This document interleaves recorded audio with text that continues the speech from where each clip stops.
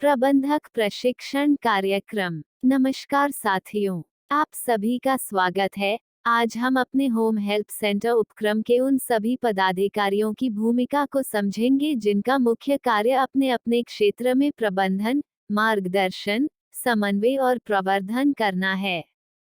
सामान्यतः पदस्थ सर्वेक्षक और प्रमोटर धरातल पर सर्वेक्षण, प्रशिक्षण और पंजीयन का कार्य करते हैं, परंतु इनके कार्यरत क्षेत्र पर सहयोगी रूप में अन्य पदाधिकारियों को पूरे कार्यतंत्र को व्यवस्थित, सक्रिय और सफल बनाने में सहयोग और संचालन का कार्य करना होता है।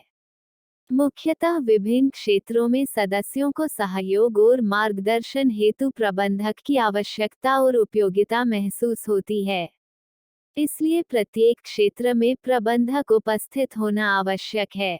होम हेल्प सेंटर उपक्रम में प्रबंधन क्या है? प्रबंधन का अर्थ है क्षेत्र में उपक्रम के सेवा कार्य प्रारंभ कराने की योजना बनाना, क्षेत्र के सम्मानित लोगों को अपने उपक्रम से परिचित कराना और सहयोग हेतु आग्रह करना, इसके साथ क्षेत्र के अन्य लोगों को जोड़ना, कार्यों का समन्वय करना, मार्गदर्शन देना, समस्याओं का समाधान करना तथा संगठन को आगे बढ़ाना। एक अच्छा प्रबंधक स्वयं हर काम नहीं करता, बल्कि पूरी टीम से काम करवाने की क्षमता रखता है। प्रथम जिम्मेदारी टीम का नेतृत्व।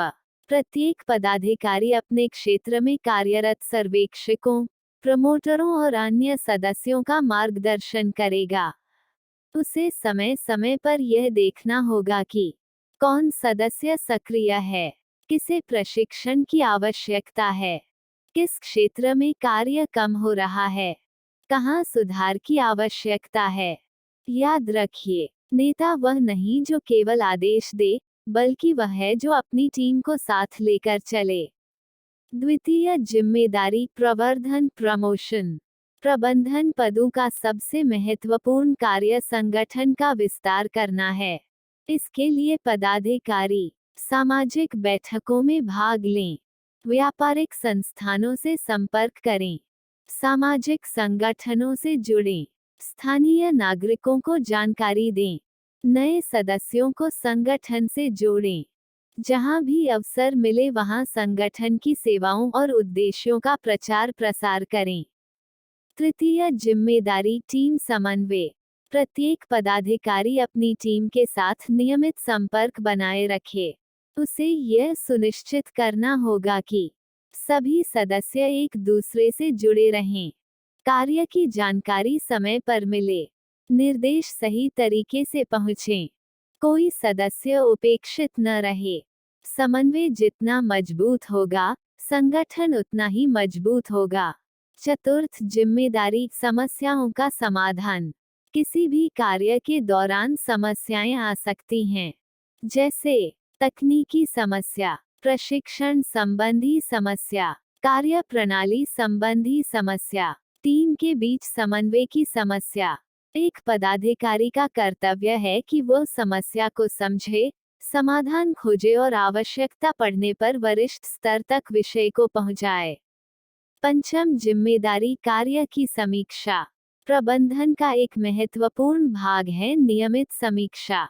समय समय पर यह देखें कितने नए सदस्य जुड़े, कितने सेवा प्रदाता सक्रिय हुए, कितने उपभोक्ता लाभान्वित हुए, किस क्षेत्र में कार्य अच्छा हुआ, किस क्षेत्र में सुधार की आवश्यकता है।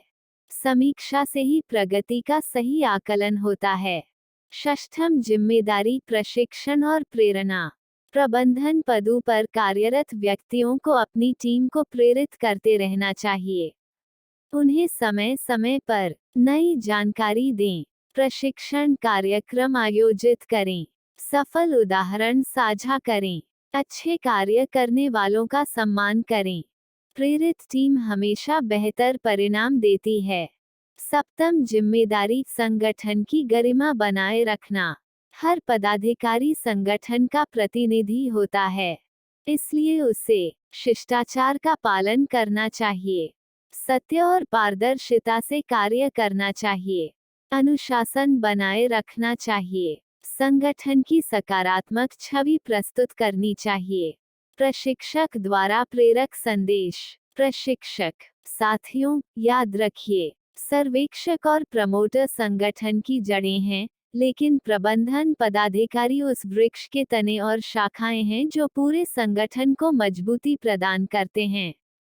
आपका कार्य केवल लोगों को जोड़ना नहीं है, बल्कि एक ऐसी व्यवस्था तैयार करना है जिसमें हर सदस्य सफल हो सके।